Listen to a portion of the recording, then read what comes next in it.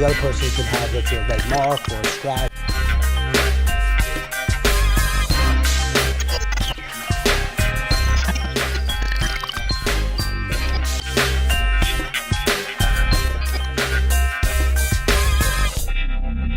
Hey, good afternoon. This is David Kohlmeyer, the problem solver. Thanks for joining us today. Dave Kohlmeyer. I've been a retired police officer for the last 6 years. I was a police officer for 17 years. I'm helping people solve problems every single day, 24 hours a day. Whatever problem you have, if there's a small problem, a big problem, I want to help solve your problem. We have this great progressive web app called theproblemsolver.vegas. You can basically go online, put in your problem.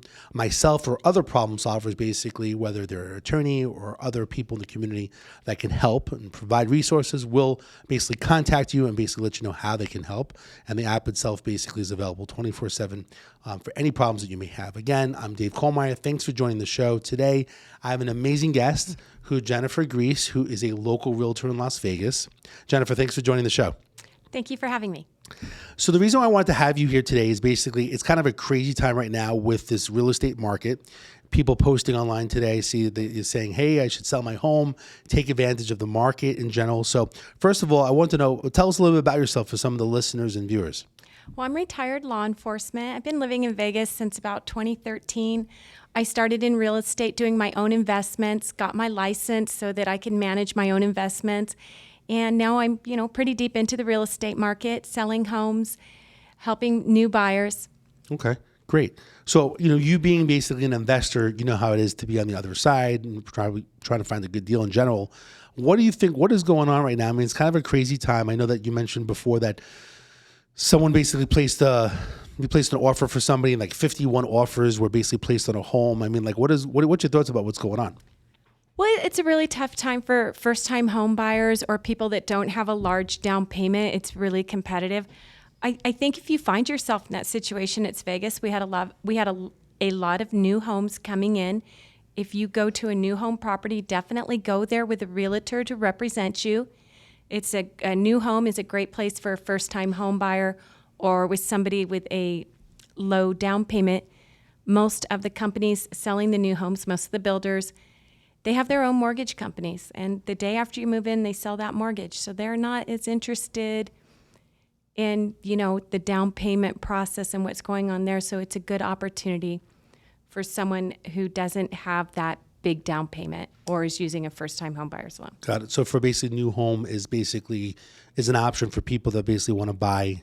And I guess interest rates are, what do you think? It's not as competitive, yes. Well, you still get a low interest rate. Absolutely. You're still getting a good low interest rate. So you're saying there's less people because of the market conditions? They're more interested in selling the homes than if you went to a home that's already been built, there's people living in it. You're going to get more of that California money coming in with the cash offers, multiple offers. You're still seeing that on some of the new homes because inventory is so low. But I think if you're somebody and you feel like you just can't get into this market, then you need to look at new homes.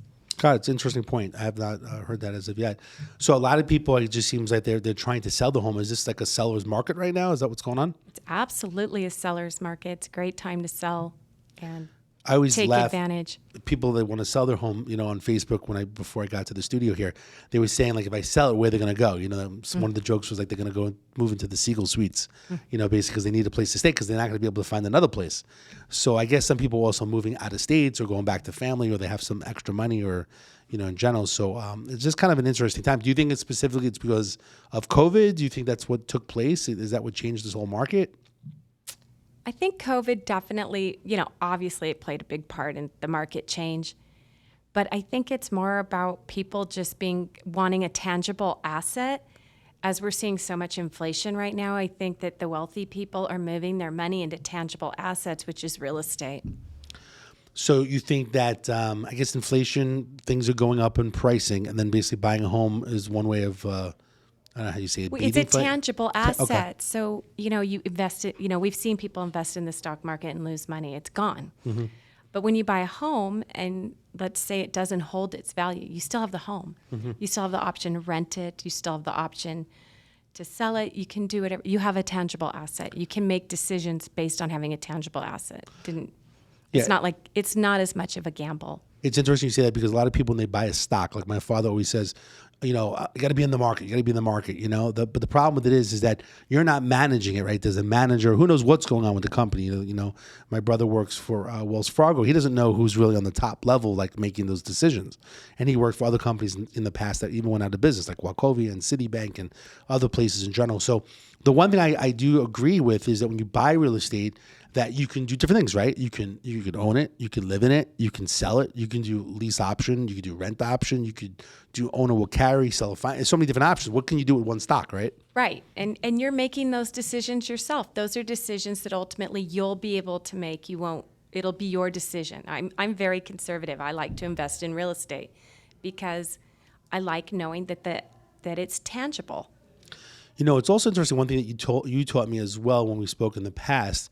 Think about it, right? You told me, you said, if you buy a home, let's just say for $300,000 and you only have to put 3.5% down, that could be, let's just say $10,000, $12,000 down. And you basically have a $300,000 home. You can't do that with the stock market, right? You can't go to, Apple and say, look, I'm going to give you 10 grand, give me $300,000 in stock. Because basically, if the market goes up 5%, you're making $15,000 or $20,000 a year on that house, even though you only put down 15 grand. So I think that was an Plus interesting you're getting lesson. the tax write-offs on real estate as well. So I mean, definitely, I do agree. I mean, people always talk about the market. I mean, I guess if you're really good at it, options and these different things, it's great. But with real estate, I think that you can't go wrong. And especially right now with people when they're selling and they're making $100,000, $200,000. Where else can you do that with, leveraging with some of these bank loans? What are your thoughts? You're the one that taught me in regards to leveraging certain bank products and mortgages in order to basically acquire homes. What's your take on that? Oh, I think that's you should try to get as much as you can for your money, make it go as far as it can, shop for the best loan that suits your style. I did a 10-year loan on a house, which was fantastic for me. I had such low interest on it and the house was paid off in no time. Depends who you are. Like, I'm not a big fan of 30-year loans. I think that you pay so much in interest. If you can afford to get a loan at a shorter rate and pay less interest, to me, that's a smart way. Some people like to invest in, separate that money and invest in multiple things, hoping that things will go up. You can sell something later on down the line and pay off that loan. So, you got to find your way. I'm a very conservative investor, and I like to keep it conservative for the people I'm helping. And if they want to go a different way, absolutely, that's their decision. But, it's always a tough call. I think the biggest thing is that everybody, should buy at least one home, right? Like your own home where you live. And then my parents, who bought a home in New York City 40 years ago, I think they spent, $100,000, and now they just sold. They moved to Vegas, and basically they sold it for about $700,000. Even though it's been 40 years, it's a long time. But think about it: if they bought one more home, maybe they would have that money for retirement. How much nicer their lifestyle would be, or just extra money, right? Extra vacations and so on. So even if you could buy your own home and buy one extra home as an investment, in the long run, I mean, that's a huge advantage for people in society. Absolutely agree with that. And, young people, I wish that I'd started buying homes when I was in my 20s and lived in them with a few roommates and then moved out and moved into another one and had that one become an investment property and so on. And even now, I almost own the house I'm in. I'm so close. And I could rent it and take the payment and have that pay for another house. So yeah, sometimes you don't want to walk away from your property. You want to diversify.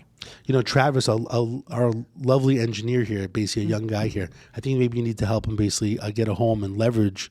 So basically he could have his own sticky push studio. I would love that. Absolutely. You need to be that single guy with like 3 roommates and you don't even pay rent because they're covering it all. Or you don't even pay the mortgage because they cover the mortgage. I'll live in the RV in the back and I'll Airbnb the whole house.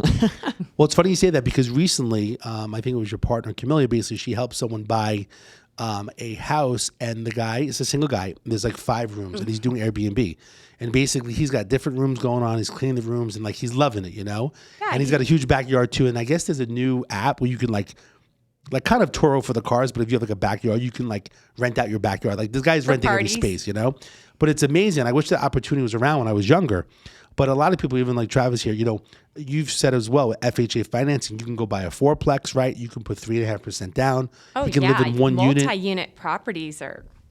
You know what the problem is that most people, even the younger people in general, just don't know the different strategies. And I think that's where it comes into play. You being a realtor, you know the market, you know different mortgage products, how you could help people. Well, when you're buying a multi-unit property, you have to remember, and most of the time they have renters in them, that you're not qualifying for as much because that rental income that they're generating is counting toward income for you to qualify for the loan. So people forget that, and they don't understand how like you could go and qualify for maybe an $800,000 multi-unit, but most of the time they're sitting there with renters in them. That helps you basically qualify for that. That mortgage. helps you qualify for the mortgage. No, I think it's a big deal. Again, most people, I think most realtors, that's what's great about you is that you're also an investor and you know about these different strategies and your mind thinks differently. Because I think most realtors, they just know about buying and selling and doing the paperwork, but they don't know the different strategies. And Yeah, and you just got to get over your fears because that's a big thing. You're afraid. A lot of people just fear of commitment and getting in, but you get past that and you make some good decisions and you start making some money and then you're into it and you want to buy more and diversify and have a bigger portfolio. You I just think once you buy the first home, I think you've been through the process, so you feel it's not as stressful. Because I know with my first home, and I wanted to buy like an investment property, I was nervous myself. I think I acted like I wasn't nervous, but I was kind of nervous. Do you take the deal? Do you not? Like what should we do? Is this good or bad? Because it gets nerve wracking. It's a big purchase, right? Right. And, just as you were thinking about that, I was thinking about capital gains. You want to buy a home, live in it for 2 years, rent it out, go get another home. You're not going to pay those capital gains taxes if you've lived in the house for 2 years. Hey, capital gains taxes, we're hearing it. They're going to go up. If you really are serious about selling, you might want to sell right away because we may be looking at some big taxes coming up. Yeah, I don't know what's going on out there. It's kind of a crazy world. What's your thoughts? You're from California originally. What's your thoughts? People say this California exodus, that everyone's like leaving California. What are you, and coming to Vegas? It's real. That's for sure. It's real. They're coming to Vegas. They're going to Dallas, or, they're going to Texas area. They're going into Arizona markets. Austin's off the hook. Like you can't even get near Austin. It's the Bay Area Junior, and they. You're not even by water though, right? I was just talking to somebody from the Bay Area that's getting ready to buy, and they went out to Austin and they said, well, we don't want to buy here. It's already all priced out. So, yeah, so our competition in Dallas, which has really high taxes, or I always say Dallas. I do this all the time. If I talk about Texas, Colorado, I'll say Denver. Anyway, Texas, the Texas market. Austin's way different than the Dallas market. But anyway, the Texas market is a competition for us. The Arizona market's a competition for us. And we're the winners there because we have the low taxes here. And it's the real estate taxes that are much lower than Arizona and Texas. But do you feel, you know a little bit about Texas as well. Do you feel that the market here basically is better to still buy here than Texas? Or is Texas more expensive? Texas is more expensive, but the tax rate there on your real estate tax, on your property tax. It's huge, right? It's about 2.5%, and ours is like anywhere from 0.68 to 0.75. So that's a huge amount. And the taxes are high in California. They're about 1.35. So, yeah, Arizona has some low taxes. There's areas there that actually can be competitive with us on the taxes, but they're way more priced out than we are. Got it. What do you think? How do you help people in general? Like if they come from California or even if they're local and they want to buy, what do you do with people? Do you sit down with them? Do you go what's your normal game plan with people that need help? I kind of want to find out what's going on, what they're thinking about as a down payment, what they want. Do they want to be near the Strip? Do they want to be in Henderson or Summerlin? Find out what they want, what kind of money they have down, what kind of loan they have, so that we can shop for the right thing. I don't need to be showing them property that they're never going to get. That just disappoints people and makes it hard. It's a very good point. I remember I'm here 19 years. When I first came out here, there was a New Yorker that was a realtor. He was actually a correctional officer, and he was showing me the map of Vegas. He's like, "Where do you want to live?" And circle. But I didn't know the area. I could be circling anything. Do you want to live in Green Valley? Do you want to live? But I guess eventually you get to know the area. I always laugh. I always say that if you look at the map, like it's kind of like an L in some regards, but it depends, right? The Southwest is different from Green Valley and Henderson. If you want to live up at Desert Shores or Red Rocks, so everyone's a little bit different. So I think, maybe 6 months a year for you to get to know the neighborhood. To buy, but these days I get worried with the market changing so much that it could be up another $50,000. But you have to pick an area or a school district that you may like, right? Yeah, you got to think about schools and there's a lot of, that's a big deal because The schools. the schools are a big deal for the homeowner, people buying with families. And we're getting families out here now. We didn't used to get as many families. Also, one thing scares me when I was a police officer in Henderson. A lot of times when there was the school zoning, that if you lived sometimes they rezoned areas and you were going to one school. I feel like you got to live like within a block or two of the favorite school that you like, which probably the price could be higher. Because if it's a great school, right, people are probably not leaving. But it's worth it, It's worth the This money is for for your your children. family, yeah. Okay. So basically children, zoning, homes, depending on their situation, different leveraging of different mortgage products that are available, right? So you'll sit down, you kind of go over it all with them, right? Do you Right. charge money to basically meet with these people? Oh, absolutely not. Okay. Absolutely not. It's just a get to know you, sit down. This is what I do. You don't have to stay with me. I just want people to know I'm honest and I have their best interest. And, it's just a consultation. Great. It's a complimentary consultation. So you were law enforcement for how many years? 15. Got it. How do you feel your law enforcement background basically helps you as a realtor or helps people to buy a home? You ever thought anything about that? I'm really honest. And then when I was a police officer, I was in the Bay Area. So, I had a good income. I'm not going to say I didn't have a good income, but it wasn't good enough to compete with people that had stock options and cash in their hands. So I know what it feels like to get out there and keep making offers and the disappointment. And I wish when I had been doing that, I think if I had gone to a new home, I would have had to gone a little farther out, but I would have actually had an asset and had something tangible because I spent so much time trying to buy something in San Francisco. So you mean you should have went a little bit further out? A little further out, I would have owned something, but I kept trying and I never got anything in San Francisco. Because it was just so expensive. Everybody had cash. How do I compete with that when I'm a police officer? I don't have that kind of cash. If I did, that'd be fishy. So that's an interesting point. And how much were homes in the Bay Area compared to Vegas here? Like what's the difference? Like is it like 800 grand compared to 300, 350? They're in the millions. I was just talking to a friend of mine that bought a house in Noe Valley for $800,000 like 7 years ago and got $3 million for it. I understand, And it's this great is, that people have a this money. I don't know 1,500 square foot home. Noe Valley is really nice. It was, at that point, it was kind of an up and coming neighborhood. That was kind of where, well, it's in San Francisco. So if you can be in San Francisco, you're doing well. Got it. No, it's interesting again because it's just so expensive. So you're saying a standard home is like 800. Well, you're saying now it's over $1 million in San Francisco? Oh, it's over $2 million. And then basically a home of the same type of home, even though it's not San Francisco and Vegas, is what now, like 350? What's the average I'd home say like 500. right now? Oh, for that Yeah. same type of home. For a nicer home. Say you were looking for like 2,400 square feet, I think in a nice neighborhood, you're looking at least 500,000. And then the taxes are much lower here compared to California. Oh, absolutely. You'd be paying their taxes on that. Got on it. that. Yeah. On so that that's- amount of money. Yeah. So the bottom line is if anyone basically wants to meet with you, you do what? Free consultations, free Consultations. I'm really mellow. Sit down, tell me what you want to do. And also, I know you're buying a house, but you also want that house to be a good investment. So, I like to talk to people about that. It's the most important investment you're going to make is the home that you live in. And you want it to have all the things that you want it to have, but it also has to be a home that's going to continue to go up in value. It's very depressing to be in a home and see it lose value. So, that's something that I like to talk to my clients about is like, well, we need to make sure it's also a good investment.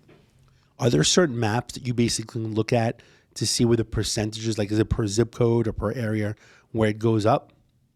Like 5%, you can see it every year? Yeah, you can see, they map it out and Okay. you can see what's going up. But, it's just, there's certain areas, that have done poor in the past. And so it's sort of a gamble sometimes to move into some of those neighborhoods that haven't done well in the past and are finally revitalizing and coming back. You might want to look at something else if it's been a neighborhood that has a history.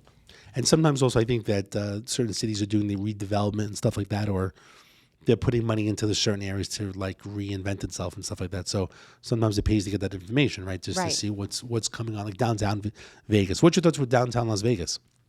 What's revitalizing, that's up to the buyer. Like if that's what they want to do, they want to do that. I'm going to be in a neighborhood that's revitalizing. I'm going to buy here, definitely downtown's spreading. It's getting bigger and there's active things to do and walking distance. So if that's your lifestyle choice, it's a good investment. Got it. I guess if you like the downtown lifestyle, depending where you come from, right? Yeah, like the Ogden's awesome. You show people properties at the Ogden. There's some other high rises coming in. I would kind of recommend a high rise so you get that extra security just because you're downtown. What's your thoughts with the North Strip now that the new Resorts World basically opened up? I know that you have Sky and you have Allure. What's your thoughts about the North Strip, like buying a high rise, people that want to like come from other states? Well, I don't know this, but I mean, we got to think like, how long is the circus going to last and what's going to come in and replace it? I always think about that when I'm driving by and I'm like, how long is it going to last? But I don't know. It's not information I know. But I think that it's probably an opportune time to invest in that area. Got it. Do you like the high rise lifestyle yourself, or do you like more of a house for people, or it depends on lifestyle? It depends on who you are. Like if you like your privacy and you don't like to have, if you're not, some people want to go into the high rises because they want that activity. They want to know their neighbors. It's a good way to meet people. It's definite, single people like it, married people like it. It depends what you're looking for. Other people, we have a lot of people coming out here from the Bay Area. They might be ready to be seeking some square footage and space. That's how I felt when I moved to Vegas because I had been living in the Bay Area. I really didn't want to move here and not get some square footage and space and a 3-car garage. That's what I was looking for. So I guess it depends on people's lifestyle. I think if you ask me, the Resorts World, that area there, the whole North Strip, it's been for several years, but no high rises really are being built really. Right? Everything is kind of stagnant and things have gone up in price. Right? How much? Right? If you want to build a new high rise, I don't think they can build a new high rise. We don't have any materials. Well, that's the problem, right? I mean, Yeah. you can't even buy anything. So what's Steel and all that stuff you can't even get, right? right? So it'll be interesting to see what happens in the next 5-10 years, which is kind of insane. That lot on Sahara and Las Vegas Boulevard, I think it's owned by MGM. But to me, there's got to be another casino eventually coming on that corner. I mean, every I know corner. exactly. Yeah, that corner where The they large do the concerts, Yeah, and yeah. it's right across the street from. Is it the Allure? Allure, yeah. Yeah, yeah. That's an interesting corner. I'm always looking at it. Like, what's gonna go? What's gonna happen? I mean, there? it's got to be 10 years from now. There's got to be a casino on that. I can't imagine. It's the That's- Strip. It's a corner lot. It's Sahara and the Boulevard. Especially, I think across the street, the Fountain Blue or the Drew, whatever is going to happen with that hotel situation.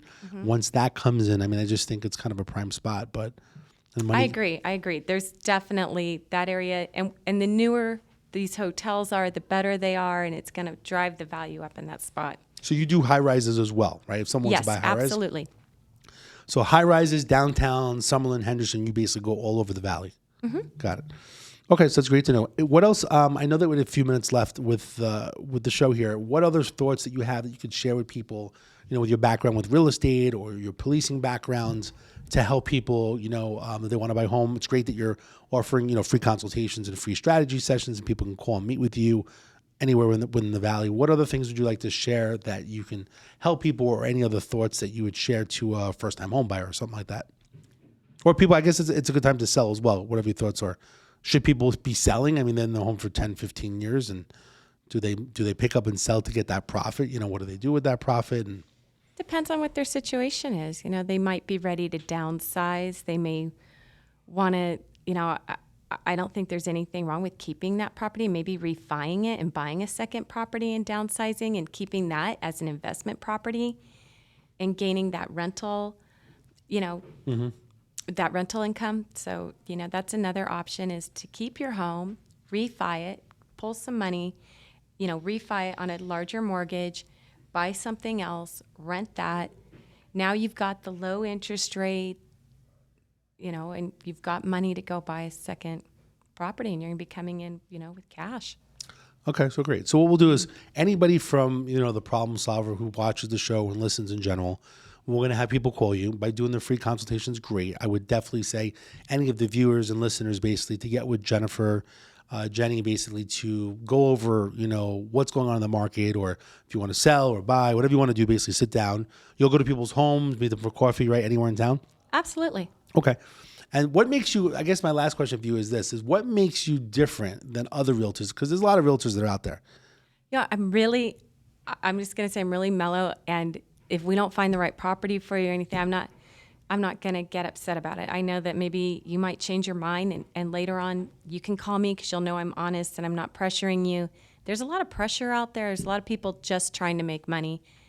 Like I said, I'm retired and this is a second gig for me. And I actually really like helping people find their forever home or build up their real estate portfolio with investments to help themselves have a better retirement. So definitely, like, I'm just really kind of on the low side of. You're not gonna press pressure people and them. stress them out. No, and I want to do what's best for you. Like I said, we got to sit down and talk because you're buying a home and it has to be a good investment. And we got to hit all those items that you want on it, but we also got to make a good investment. Got it. And what's your phone number if someone can get in touch with you? Well, my name's Jenny, and my phone number is 8675309, 702-8675309. Got it. Famous number, Jenny. So anyone that wants to basically reach out to Jenny, please give her a call, 867-5309.